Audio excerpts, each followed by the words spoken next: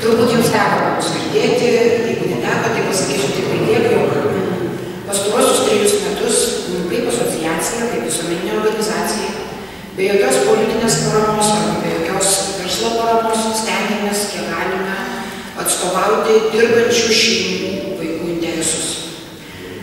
Vyksta labai daug darbų, sekasi labai sunkiai. Ir išėjau čia pakalbėti ne todėl, kad pasigirti, kad esame, o todėl, kad iš tiesų noriu papasakoti paprastos mažos organizacijos kelią, kaip yra neįmanoma ką nors pakeisti. Kai pradėjome kažką daryti, tai įsivaizdavom, kad bet kokia atveju vis tiek yra partijose mąstantys žmonės, yra visuomenininkai, yra žmonės, yra daug Lietuvoje žmonių, kurie augina vaikus ir kuriems tai turėtų rūpėti. Deja, pradžioje, einant teisingų ir tvarkingų kelių, kaip kad nevalu, bandėme ieškoti dėrybų, bandėme ieškoti organizacijų, kurios norėtų kartu su mumis dirbti, siūlėme teisinę pagalbą nemokamą, daug įvairiausių dalykų. Deja, iš tų darbo grupių, kuriuose man pačiai teko dalyvauti, tame tarpe ir su visuomenininkais, kuriant įvairiausias peticijas, komisijas, vienijantis, paskui išsiskiriant, nieko nepavyko rezultate. Likome vienos ir aiškiai savo įvardinome, jog turime galvoti, ką daryti. Ir pastaruosius 2,5 metų, dėkui verslo atstovai, galvojame vis tik tai, ką daryti. Didžioji mūsų jėgų dalis nueina būtent tenai. Ir ieškome tiesiog įvairiausių vardų, kadangi turime tikrai labai protingų teisininkų mūsų tarpe, kurie konsultuoja ir verslą, ir politikus. Tai tiesiog ieškome vardų mūsų įstatymuose, o kaipgi per tas valdas galima būtų prakišti tikrąją to žodžio prasme, tai, ką iš tikrųjų turėtume įsiteisinti normaliai tvarkingai. Landų yra, sistema veikia, tik reikia žinoti kaip, ir reikia žinoti pas ką paklausti. Ir taip jau visai, kad nebetrukdyti jūsų laiko, nes iš tiesų visi turime matyti ir šeimas ir namus. Pasiūlysiu labai paprastą ir iš patirties kilusią idėją. Mes pačios bandėme kaip organizacija, tiesiog tam, kad patikrinti, kaip veikia sistema, registruoti peticiją per peticijų komisiją, arba tiesiog siūlyti vieną konkretaus įstatymo pataisą, siūlėme neapmokestinti minimalaus atlyginimo ir didinti vaikų mokesčius, kaip vadinamus. Tai yra mažinti vaikų mokesčius, tai yra didinti sumą, nuo kurios jie neskaičiuoja. Praėjome visą schemą, tam, kad jūs suvoktume, kaip procesas vyksta. Ir galiu visiškai rezumuojant ir supaprastinant visą procesą pasakyti vieną paprastą išvadą.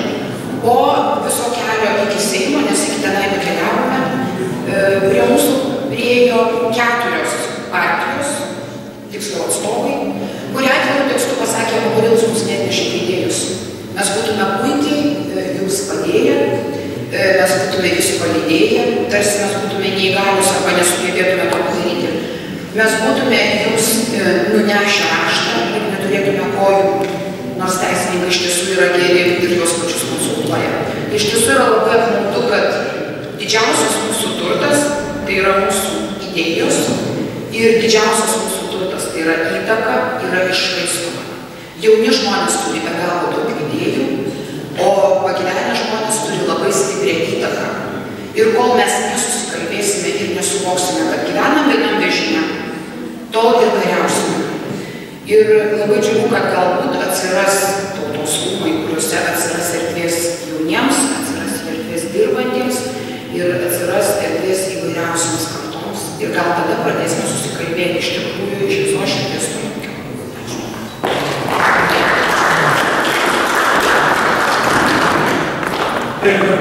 Didelė laimė, mes esame maža šalis, maža visuomenė ir mes beveik kiekvieną pažįstam ir mes galime pasakyti, kas ką blogai daro.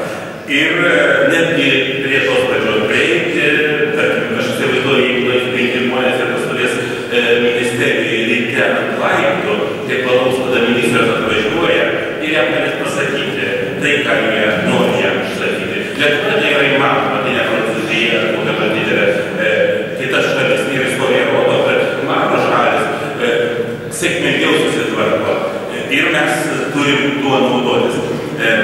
Antras dalykas, man atrodo, yra labai Mylėti partijas.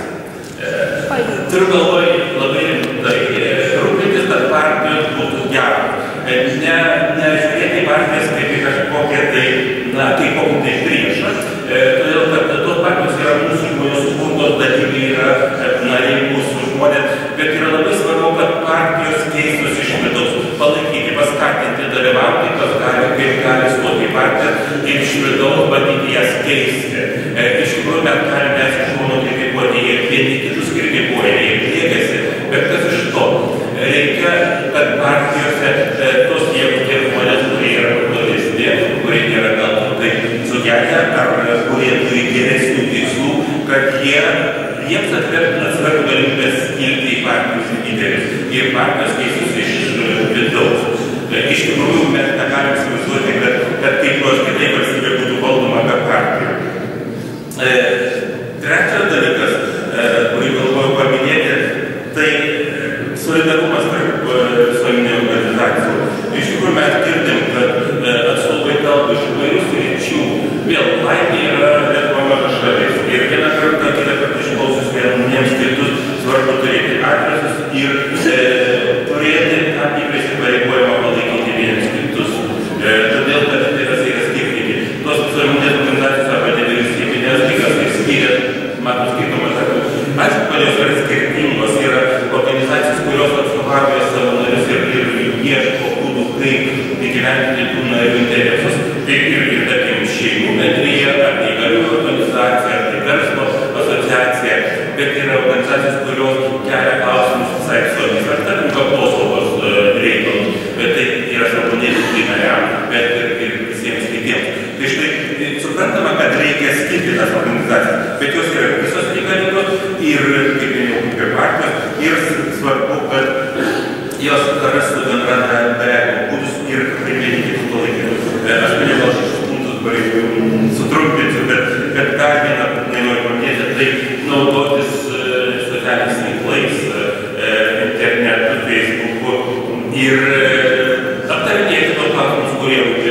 kad nereikėtų būtinai čia susirinkus lenktyniauti, o kas dar bus keletą minučių, sėdėti prie kompiuterį visą naktį laiko ir kad rašyti savo mintis, dėstyti ir yra tam skaitytojų.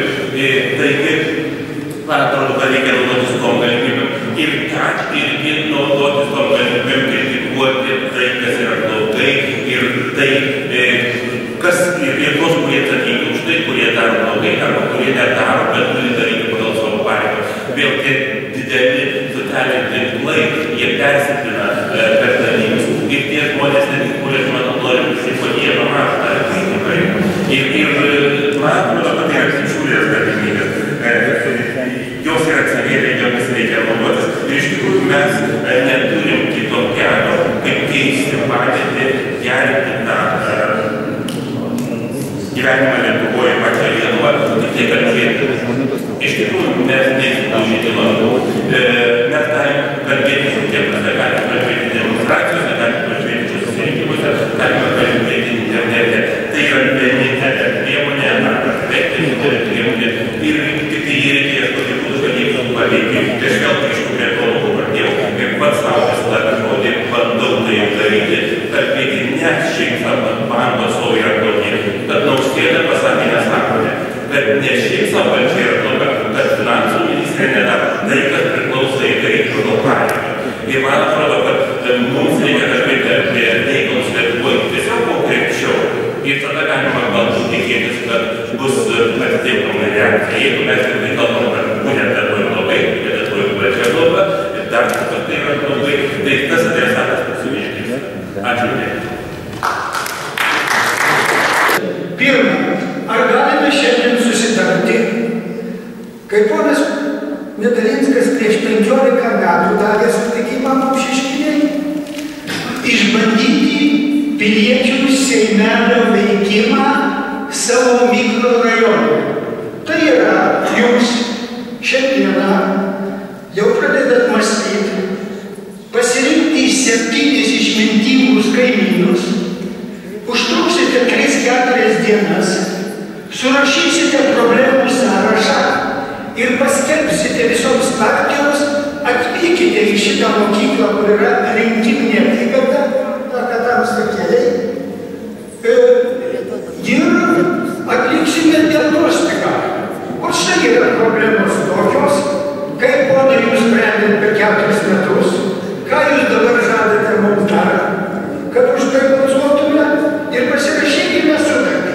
Mes šitą esame išbandę natūroj, nufilmavę ir nemokamai galim suteikti konsultaciją. Nėra labai jau visagalintis žestas, bet labai stiprus. Suprantate, mes bendruomeniai pamatome iš apačios, o jeigu ten yra ponai tokie, kurie čia veda pasitarimą, galbūt kaip kiti ir Medalinskas, taigi matom problemas ir prasidės kilimas iš apačios. Šitą punktą mes savo įsirašėm 20 metų ir aš jums pagalbą garantuoju, jis yra veiksmingas, bet čia reikia veiksmo. Gerbiamas Papšys ir jūs kviečia. Tai viena, antra, niekas Lietuvai tiek gero nepadarė, kiek sąžiningi mokytojai ir dėstytojai auklėja valdininkus. Ir niekas tiek blogo nepadarė, kiek nesąžiningi prisitaikę profesoriai mokyklų vadovai. Todėl aštriausi klausimai mūsų forumo, vat jūs kaip bendruomenių rūmų žemųjų atstovai pakviesti į susitikimą pirmiausia rektorius. Jūs turbūt jau žinote, kad pasikeitė tvarka šiuose mokyklose. Jau renka ne vien tik tai pagal pažintį. Tai mes su kolega Pilka, kuris kalbėjo, pasiūlėm technikos universitetui, susitikime pasišnekėti už 20 metų. Jūs turėjot 20 metų. Kur jūsų absolventai? Kiek nusikaltėlių, kiek į užsienį, kiek patriotų, kiek reiškia vardorius nusipelnė, kaip garbės daktarą gavęs ir taip toliau. Pokalbis akis į akį, o čia sėdi. Papšo, čia replikai, gertumo sakomo profesoriaus. Antra, su švietimo ministru jis taip pat kandidatuosis turbūt į Seimą. Irgi geras dalykas. Čia jūsų pasiektas būdas, gerbiamas Medalinskai. Aš tik tai kaip gamybininkas išbandžiau ant savo kailio ir nenoriu meluoti, noriu pakviesti. Taigi, pakelkite rankas, kas sutinkate 4 dienas paaukoti su 7 kaimynais, paruošti sąrašą klausimų, susitikimui su docento Andrūro ruošiamais kandidatais į Seimą sekančiai kadencijai. Kurie sutinka? Vieną minutėlę, kurie? Puiku, yra šiek tiek. Pirmin, ačiū. Tai buvo labai daug pristatymų. Galbūt jeigu jūs sutiksite, kad čia nebūtų kažkokio balsavimo iššaukimo. Tiesiog mes taip parašysim laišką. Ir jeigu tie žmonės visi, kurie kalbėjo, iš tų, kurie kalbėjo, iš principo sutiktų sudalyvauti tokioj branduoliukė, tokioj grupiai, kalbant apie tai, kaip tas visuomeninių organizacijų statusas, vaidmuo Lietuvoje galėtų paaugti, išaugti, tai mes galbūt dar galėtume susitikti ar šiandien, ar šį mėnesį, ar sausio mėnesį pagalvoti. Taip pat yra tokia idėja, galbūt į mums susitikimą vertėtų pakviesti teisingumo ministrą, kuris žino, kaip visi tie teisiniai pagrindai daromi, kalbant apie visuomeninės organizacijas, nevyriausybinės, apie referendumo įstatymą, kuris ne vienam aktualus, ir daug